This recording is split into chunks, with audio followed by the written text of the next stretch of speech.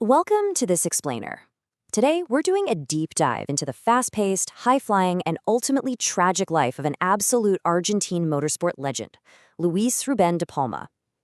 Now, if you follow racing history, you already know the name, but digging into the actual details of his life reveals just how massive his impact really was. We're going to break down the incredible highs, the fearless stunts, and the enduring legacy of the man they simply called El Loco. You know, De Palma once made this incredibly eerie premonition. He literally said, "For me, old age does not exist. I am going to die long before I get old." Man, what a quote. It's chilling, right? But it perfectly sets the stage for who we're talking about here. A fiercely independent, completely fearless guy who lived entirely by his own rules. He didn't just push cars to their absolute limits, he pushed life itself to the edge. He fully knew the risks, and honestly, it seems like he foresaw his own fate. Section 1. The birth of El Loco.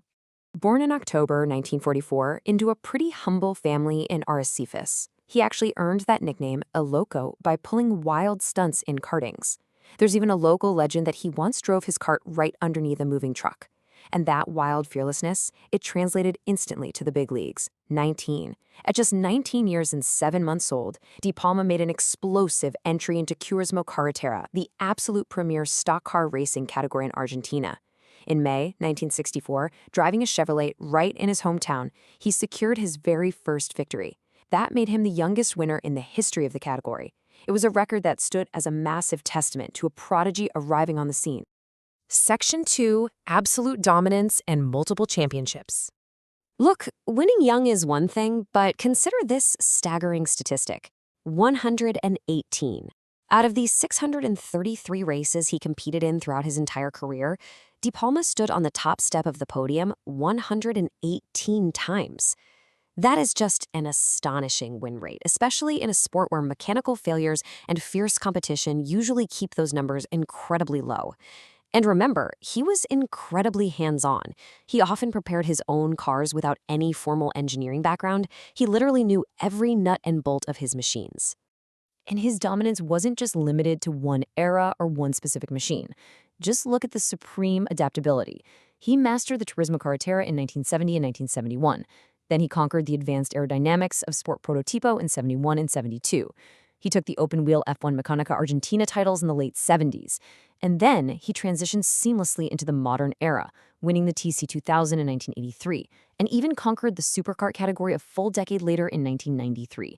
So he wasn't just a master of one specific car, he was a master of driving, period. Now, if you know anything about Argentine racing, you know the fans are fiercely loyal to their brands. It's a massive rivalry.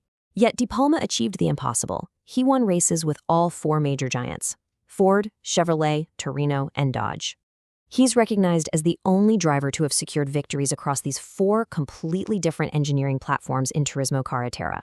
It absolutely proved that the magic wasn't just in the engine, right? The real magic was sitting right there in the driver's seat. Section 3. International Challenges. So when you dominate your home country that thoroughly, the rest of the world naturally comes calling.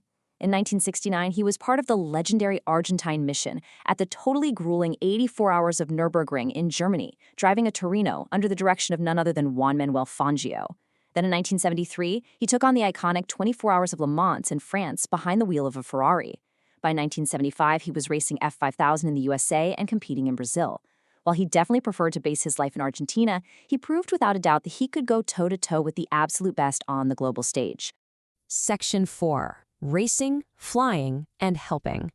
You see, if De Palma wasn't behind the wheel of a race car, you could almost guarantee he was up in the air. He absolutely loved the freedom of the sky, and he was regularly out piloting ultralight aircraft and helicopters.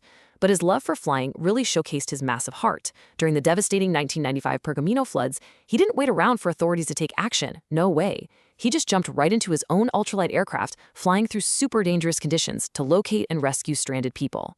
Actions like this cemented his status not just as a sports idol, but as a genuine folk hero who used his own skills to help his community. So even off-duty, he was a hero. But on the track, his presence was enduring. Wrestling his iconic red Ford Falcon in the late 1990s, he remained a truly spectacular competitor. Get this. In September 1998, at the age of 53, he secured a thrilling victory in Buenos Aires against drivers who were literally decades younger than him. It was a total masterclass.